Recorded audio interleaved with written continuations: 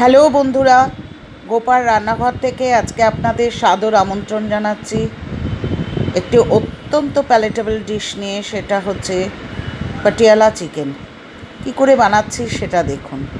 প্রথম আমি 1 কিলো চিকেনকে ভালো করে ধুয়ে নিয়েছি। তারপর দেখুন চিকেনটাতে আমি 1 চামচ নুন দিচ্ছি ম্যারিনেট করার জন্য। আমি এখানে 1 কিলো চিকেন নিয়েছি, সুতরাং আমি 200 গ্রামের মতো টক দই, চিকেনের মধ্যে 200 গ্রামের মতো টক দই দিয়ে দিচ্ছি। ঠিক আছে? আচ্ছা, এরপর দেখুন আমি আদা রসুনের পেস্ট দেব। আমি 1 চামচের থেকে একটু বেশি আদা রসুনের পেস্ট দিয়ে দিচ্ছি। ঠিক আছে বন্ধুরা, তাহলে আমি কি দিলাম? নুন দিলাম, টক দই দিলাম এবং 1.5 চামচের মতো আদা রসুনের পেস্ট দিলাম। এরপর আমি দেব হচ্ছে গোলমরিচের গুঁড়ো, 1 চামচের মতো গোলমরিচের গুঁড়ো। চিকেনটাতে এটা খুব ভালোভাবে মাখিয়ে রাখছি। ঠিক আছে? এই ম্যারিনেটটা কিন্তু খুব ভালো করে করবেন এবং রান্না করার আধা ঘন্টা আগে, অর্থাৎ আধ ঘন্টা সময় দেবেন ম্যারিনেট হওয়ার জন্য। দেখুন আমি ভালো করে ম্যারিনেট করে রাখলাম। ঠিক আছে?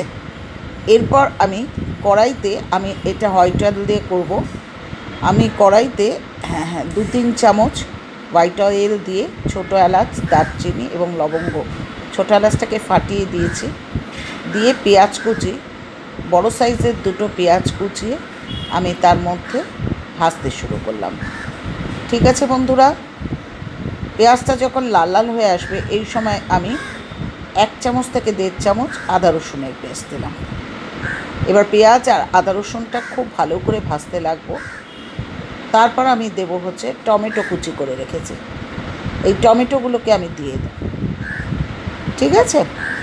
এবার আদা রসুন এবং টমেটো সমেত সেটাকে আমি ভালো করে ভেজে যখন লাল লাল হয়ে গেল তখন আমি যে মাংসটা ম্যারিনেট করে রেখেছি সেই মাংসটাকে দিয়ে দিলাম। বন্ধুরা, এই সময় আমি 1 চামচ ধনের গুঁড়ো এবং 1 চামচ জিরের গুঁড়ো দিচ্ছি, আর দিচ্ছি হচ্ছে কাশ্মীরি লঙ্কার গুঁড়ো, 1 চামচ থেকে 1.5 চামচ কাশ্মীরি লঙ্কার গুঁড়ো দিচ্ছি। দিয়ে আমি ভালো করে চিকেনটাকে নাড়াচাড়া করতে লাগলাম। চিকেনটা থেকে যখন জল বেরোচ্ছে সেই সময় আমি আরেকটা কড়াইয়ের মধ্যে ক্যাপসিকাম, অর্থাৎ রেড এবং ইয়েলো গ্রিন ক্যাপসিকাম এবং পেঁয়াজ কিউব শেপে কেটে ভেজে রাখছি। এখানে দেখুন আমি কাসুরি মেথি, এটাকে জলে ভিজিয়ে রেখেছি, জলটা চিপে কাসুরি মেথিটা দিয়ে দিচ্ছি। দেখুন বন্ধুরা, আমি যখন হয়ে গেছে, প্রায় চিকেনটা সেদ্ধ হয়ে গেছে, সেই সময় আমি একটু কাজু বাদাম পেস্ট, অর্থাৎ 10-12টা কাজু বাদামকে কাঁচা লঙ্কা সমেত পেস্ট করে আমি চিকেনের উপর দিয়ে দিলাম। আমি এখানে বলা উচিত যে অফ ক্যামেরাতে আমি কিন্তু 1 চামচ নুন এবং 1/2 চামচ মিষ্টি দিয়েছি। এরপর ক্যাপসিকাম, অর্থাৎ ক্যাপসিকাম, পেঁয়াজ এবং শুকনো লঙ্কা যেটা ভেজে রেখেছিলাম সেটা চিকেনে ঢেলে দেখুন চিকেনটাকে নামিয়ে ফেলছি। হয়ে গেছে আমার পাটিয়ালা চিকেন। দেখুন কত সুন্দর দেখতে হয়েছে। ওপর থেকে ফ্রেশ ক্রিম দিয়ে আপনি এইভাবে পরিবেশন করতে পারেন। ঠিক আছে বন্ধুরা। আচ্ছা, এখানে আর একটা কথা বলার, সেটা হচ্ছে কাসুরি মেথি যদি আপনি নাও দেন, আপনি ফ্রেশ মেথি পাতা সেটাকেও কিন্তু কুচিয়ে ভালো করে জলের মধ্যে ভিজিয়ে রাখবেন, তিতভাবটা চলে গেলে মেথি পাতাও দিতে পারেন। এইভাবে আপনার পাটিয়ালা চিকেন রেডি।